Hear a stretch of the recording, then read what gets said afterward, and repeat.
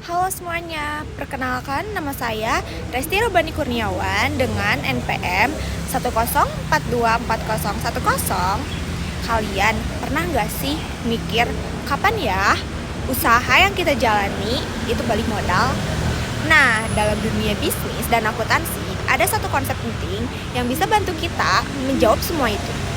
Namanya analisis titik impas atau dalam bahasa Inggris dikenal sebagai break-even point.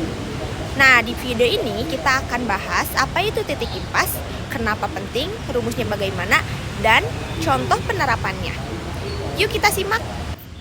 Titik impas adalah kondisi di mana total pendapatan sama dengan total biaya. Artinya, perusahaan tidak untung dan tidak rugi.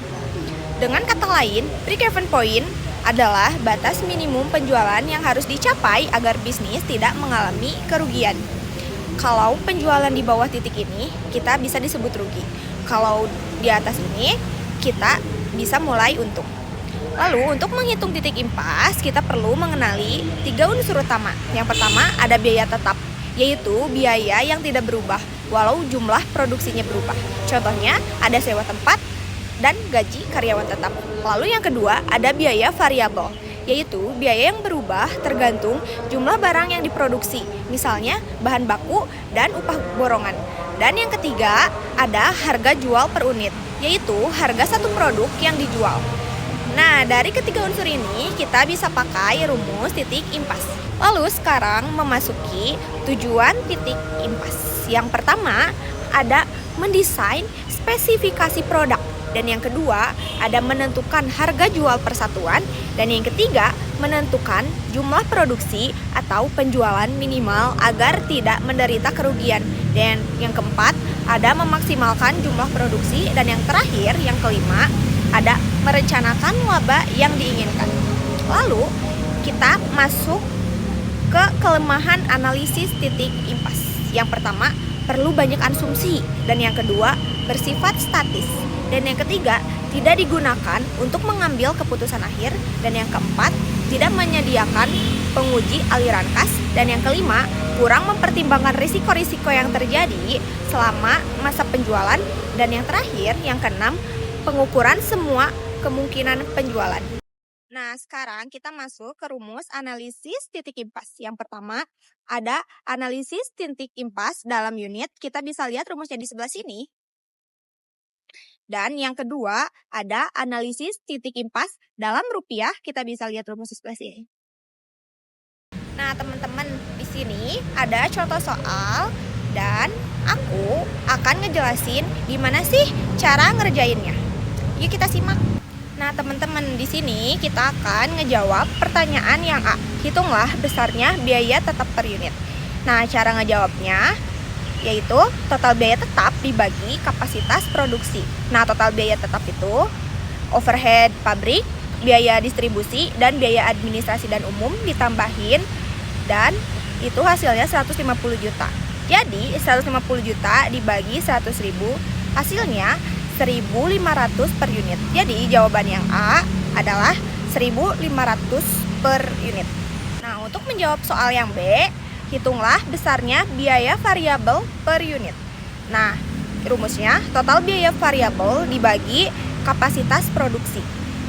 Nah, di biaya variabel ini dijumlahkan semuanya dari biaya tenaga kerja langsung, biaya bahan baku, biaya overhead langsung, biaya distribusi, dan biaya administrasi dan umum. Hasilnya ada 250 juta. Jadi 250 juta dibagi 100 ribu, hasilnya 2.500 per unit. Jadi jawaban yang B adalah 2.500 per unit. Sekarang kita bahas soal yang C, yaitu hitunglah besarnya total penjualan. Nah, ini tuh kapasitas produksi yang mampu dipakai, yang itu 100.000 unit mesin gergaji dikali harga jual persatuan yang diperkirakan 5.000 per unit. Lalu sekarang kita akan menjawab soal yang D, yaitu hitunglah besarnya laba penjualan. Nah, kita bisa mengerjakannya seperti ini ya. Itu tuh total penjualannya 500 juta. Lalu dikurangi total biaya variabelnya 250 juta. Hasilnya marginal income 250 juta. Nah, dikurangi total biaya tetap yaitu 150 juta. Nah, hasilnya laba 100 juta. Nah, sekarang kita akan jawab soal yaitu hitunglah besarnya titik impas dalam unit. Nah, ini bisa memakai rumus yang tadi aku kasih tahu ya, kayak gini. Contoh pengerjaannya. Nah, jadi FC dibagi P dikurang VC per unit, yaitu 150 juta dibagi 5.000 dikurangi 2.500, hasilnya 60.000 unit. Nah, sekarang kita akan menjawab soal yang F, yaitu hitunglah besarnya titik impas dalam rupiah. Ini tuh kita memakai rumus yang tadi aku kasih tahu ya. Nah, contoh pengerjaannya seperti ini. Nah, yaitu BEP sama dengan FC dibagi 1 dikurangi VC per S, yaitu 150 juta dibagi 1 dikurangi 250 juta dibagi 500 juta. Hasilnya 300 juta. Nah, teman-teman, di sini kita akan menjawab soal yang terakhir, yang G, yaitu hitunglah besarnya penjualan yang direncanakan.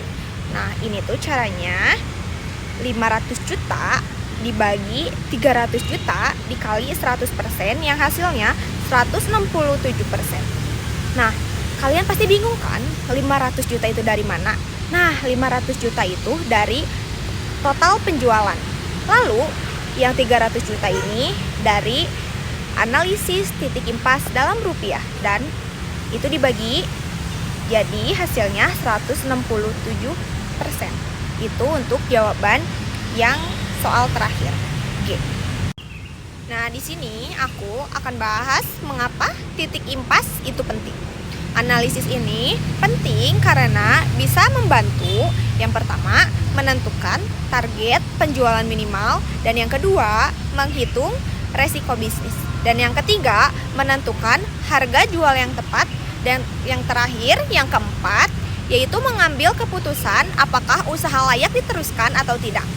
Jadi bukan cuma sekedar teori, tapi bisa jadi alat bantu untuk strategi bisnis.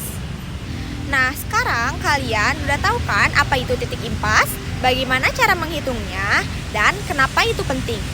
Kalau kalian sedang berencana buka usaha, jangan lupa hitung titik impasnya ya, supaya tahu kapan kita mulai untung. Sekian video yang bisa saya sampaikan, mohon maaf bila ada kekurangan. Semoga video ini bermanfaat ya. Bye-bye.